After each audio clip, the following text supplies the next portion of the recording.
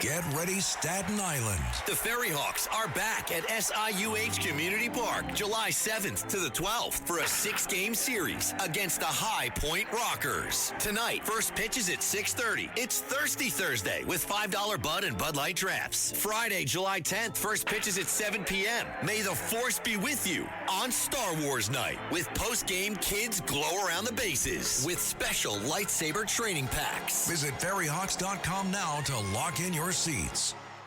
Listen, all you New Yorkers. Excuse me. Taxi. Okay, man, we're looking around. This is the 77 WABC minicast. All right, and now, of course, I want to give to you my final thoughts. All right, because I believe that you actually really want to know what's going on in American politics, in my perspective, know the truth about what happens behind closed doors in Washington. So do me a favor, by the way, keep listening to When You Know, obviously, with me, Michael Cohen. Now, before you go, I'm asking you to give me one more minute. And I don't want you to let this hour just disappear into the next notification, the next headline, or actually the next endless scroll. So do me a favor, just sit with me for a moment.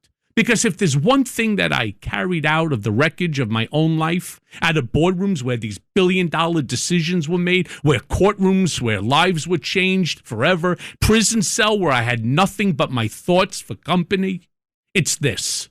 Once you've seen how the machine really works, there's actually no going back. You don't get your innocence back. You don't get to pretend that you didn't see it. What you get is clarity. And I will tell you something that most people never understand until it's too late. Clarity is a much heavier burden than ignorance ever was. So let me save us both some time by telling you who is not listening today. The ideological far left, they're not here. I'm talking about the democratic socialists are not here. They have convinced themselves that they already possess every single answer worth knowing. They're not searching for uncomfortable truths because certainty is far more comforting than curiosity. And, when facts challenge their narrative, the facts become the enemy. But I want to be clear here. Before anyone on the right starts nodding in agreement, I want to stop you there too, because I have lived inside that world too. Not as an observer, but as a participant, actually as the creator or co-creator of MAGA. For more than a decade, I stood inside rooms that very few people ever get to enter. I protected people. I solved problems. I buried crises before the public ever even knew they existed. And when my usefulness expired, I learned one of the oldest lessons about power. Loyalty is often a one-way street. Movements built around personalities eventually consume the very people who actually help build them. And again, as I talk about here on When You Know, I've lived that story. So if I'm not speaking to the ideological left and I'm not speaking to those who believe loyalty should outweigh truth, well, really, who the heck am I talking to? And the answer is I am talking to you, the exhausted majority, the tired majority. I want to be clear. Millions of Americans who wake up every morning, go to work, raise their families, pay their taxes, they're wondering when this country became one endless screaming match. People who are tired, not politically tired, spiritually tired, bone tired, tired of opening their phones only to be fed another manufactured outrage that's designed by people who are profiting from keeping us all angry. We're tired of cable news treating conflict like it's entertainment. We're tired of social media algorithms rewarding the loudest voice instead of the smartest one. We're tired of headlines that are carefully engineered to trigger emotion before thought. And my friends, if I'm being honest, I too am exhausted by a media ecosystem that has largely stopped pretending its first obligation is to tell us the truth. Too much of it has become performance. Outrage, by the way, has become a business model. Facts have become negotiable. Literally every single platform wants your attention. But here's the truth. Very few of them deserve your trust. Strip away all of the noise and the politics. It really comes down to something remarkably simple. We elect leaders. They work for us, not the other way around. And that was always the agreement from the beginning.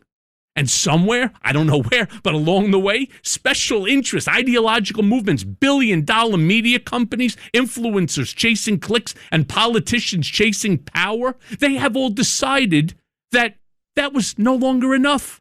So what'd they do? They rewrote the rules to convince us that if they don't get everything they want, then the entire country should grind to a halt. And that's not democracy. That, my friends, is dysfunction masquerading as conviction. And that brings me to the question that keeps me awake more nights than I care to admit. Where are we actually headed? And the truth is, most of us don't even know anymore. We're just drifting. And not because America has lost its greatness, but because too many people have stopped believing that their fellow Americans deserve the benefit of the doubt. You know, I didn't create the show to become another voice adding to the shouting. Believe me, I've lived enough shouting matches to last several lifetimes. I spent years inside of battles that nearly destroyed me, so I don't need to relive them. I started this podcast and this show because I believe that there's still people who want honest conversation instead of rehearsed talking points. People who value facts more than fandom. People willing to challenge their own assumptions before demanding everyone else change theirs. People who still believe that this country is worth fighting for and not against.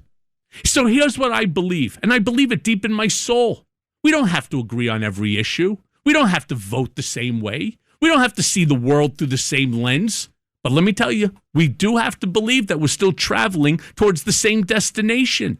A country where hard work still matters, where the law applies equally, where truth is not determined by popularity, but where disagreement not being treated as betrayal, where opportunity still belongs to Americans willing to earn it.